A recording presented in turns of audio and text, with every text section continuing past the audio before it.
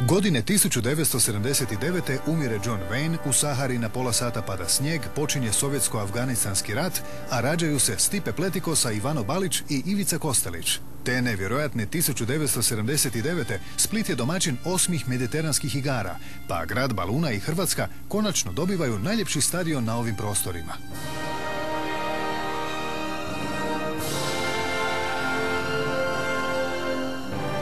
Projektant ovog stadiona, inženjer Boris Magaš, je napravio fantastičnu kombinaciju za ovo podneblje, dakle kombinaciju brda i mora.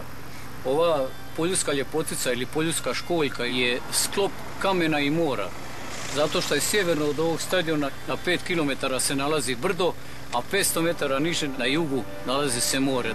Kompaktnost prostora u kome se spaja i gledatelj i igrač u jednu cjelinu. To je ono što sam želio postići. Osim toga, to je ona stara tema. Znate, da li je šport zapravo djelovanje ljudskosti u kojoj se razvija duh i tijelo i sve ono što znamo lijepo od Grka, ili je šport arena gdje se bore gladijatori. Jasno da sam zauzeo onaj prvi stav. Ja sam odmah radio jedan stadion koji ima taj karakter, baziran na nekim grčkim uzorima, baziran na elementima grčkog amfiteatra i tako dalje, da bi se dobilo oblikovna i akustična vrijednost. Gradnja je trajala 3 godine. U splitskoj četvrti Poljud na sjeverozapadu grada, na mjestu gdje je do tada uz more bilo ljekovito blato i gdje su bili vrtovi na kojima se uglavnom sadio luk, paprika i pomidori.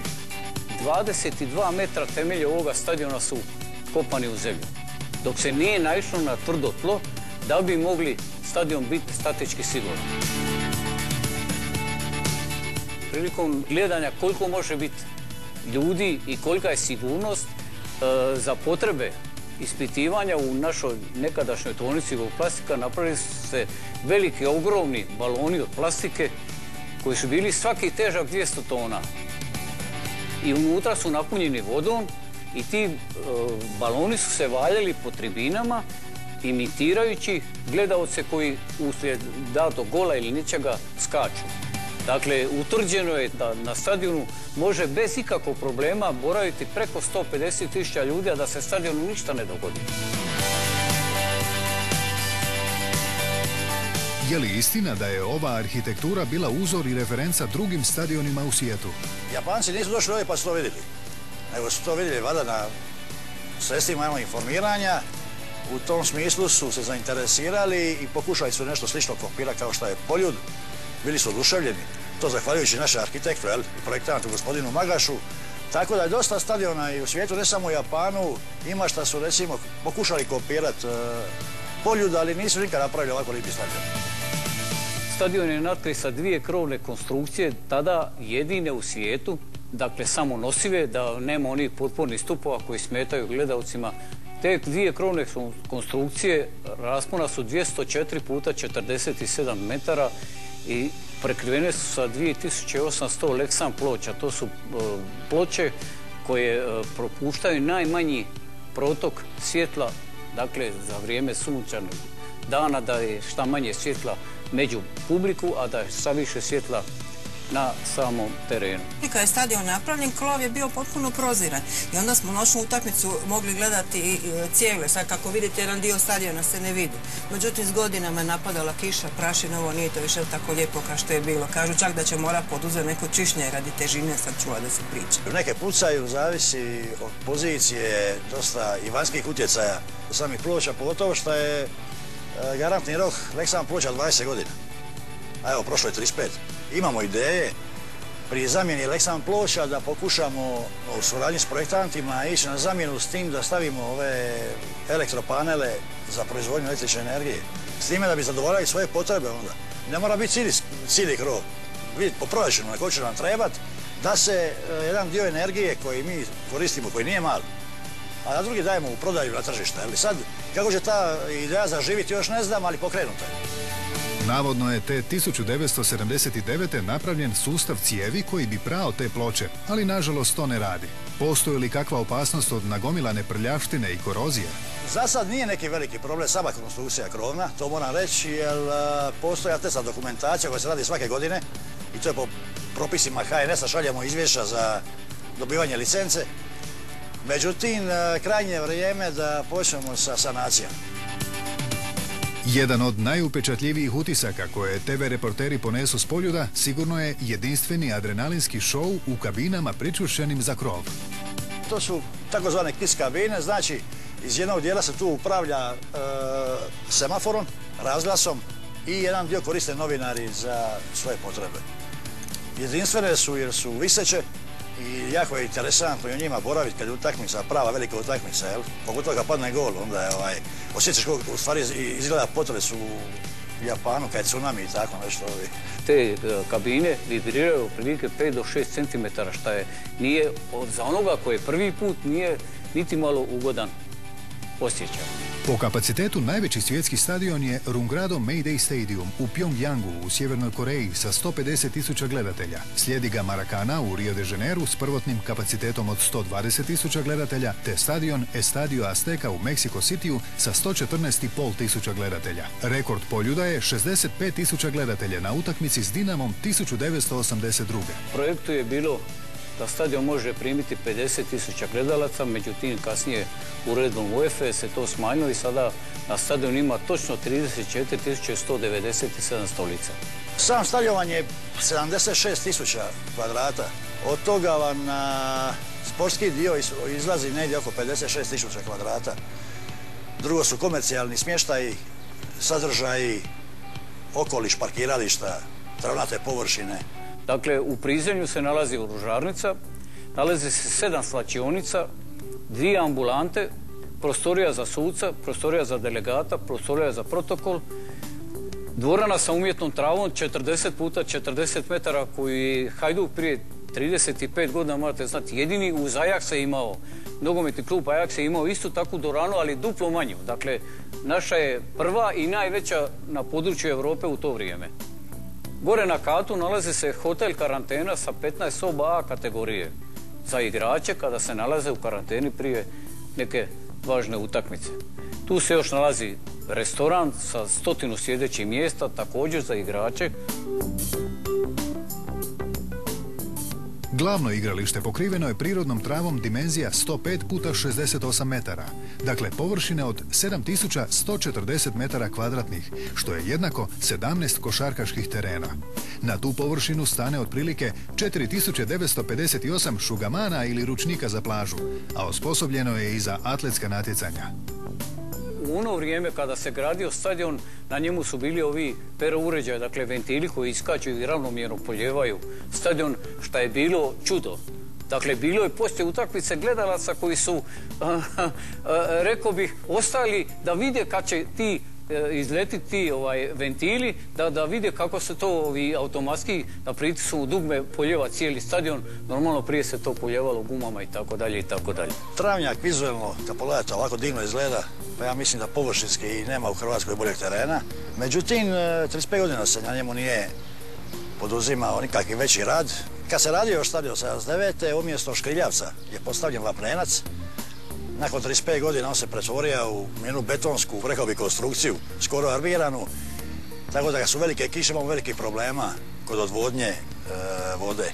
2008. godine smo zatražili vještačenje od Agronomskog fakulteta u Zagrebu, stručnu ekspertizu njihovog samog sastava tla, gdje se jasno kaže u njihovoj ekspertizi da za vrijeme kiše i neposredno prije utakmice, ako pada kiša, da ovaj teren nije za igru.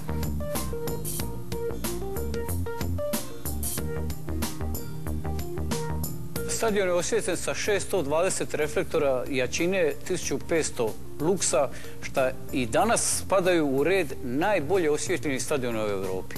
Reflektori se mogu paliti parcijalno, što znači sve zavisno kako je vrijeme i koliko je svjetla na samome terenu, toliko se može svjetla upaliti da bi se bilo idealno za igrati. Mali problemi se stvaraju samo kod zamjene pojedinih elemenata rasvjete zbog jednog dijela nepristupačnosti. Tako da moramo se čak koji put i alpinista angažirati da se jedan dio rasvjete promijeni. U sklopu stadiona imamo kapelicu koju smo napravili 2005. godine i to je lijepo. Svak može prije utakmice i igrač može doći u tu kapelicu da se pomoli. Ovdje se nalazi naša trofejna sala, a poviše nas nalazi se uredi u kojima boravi sve skupa. Na cijelom stadionu ima 47 zaposlenih ljudi. Dakle, bez igrača i trenera ima 47, a sa igračima i trenerima otprilike 100 ljudi.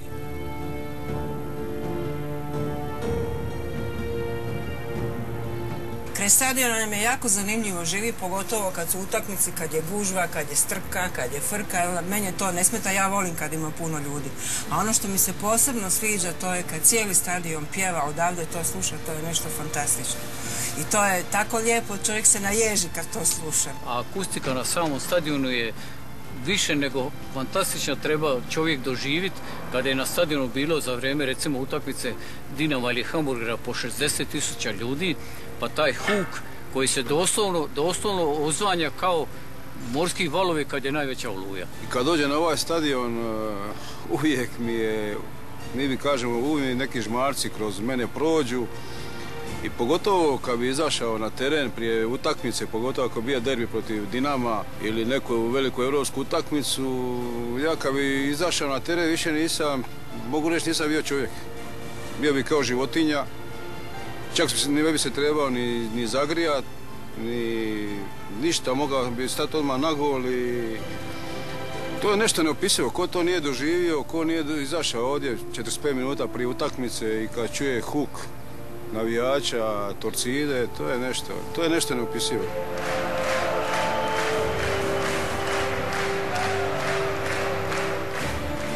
Ja bih rekao da akustika može imati dva učinka ovdje na ovom stadionu. To je pozitivan i negativan. Znači, ovaj stadion kad je pun, onda je najbolji na svijetu. Zna biti nezgodan kad ima malo ljudi, jer onda se čuje svaki komentar, pogotovo sa ove istočne tribine, koja, ajmo reći da je to famozna kritičarska tribina, tako, ovaj naš istok, i onda se znalo događati u prošlosti.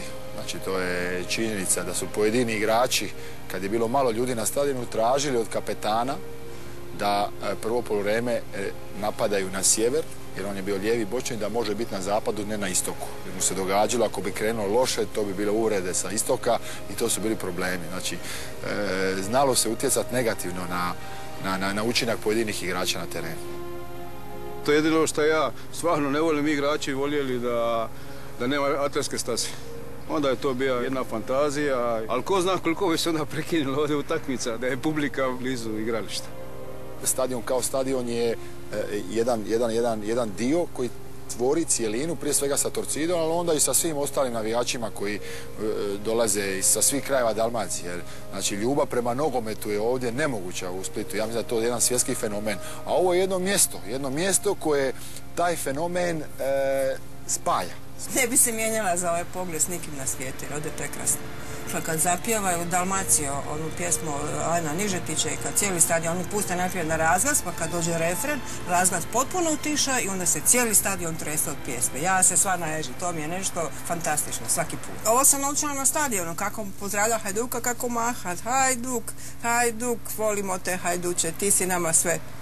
Dalmacijo, moja ružo procvala, Dalmacijo, svo suza i bisera, Dalmacijo, ovu pismu pivam ja.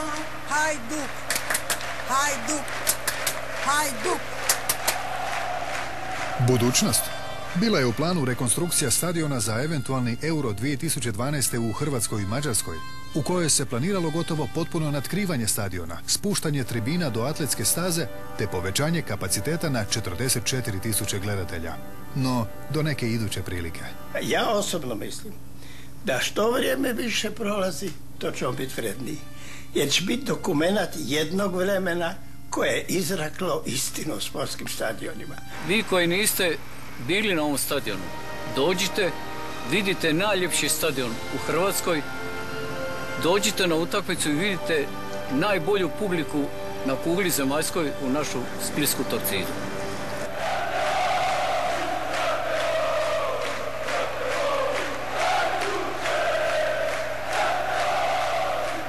Pripremili Robert Knjaz i prijatelji.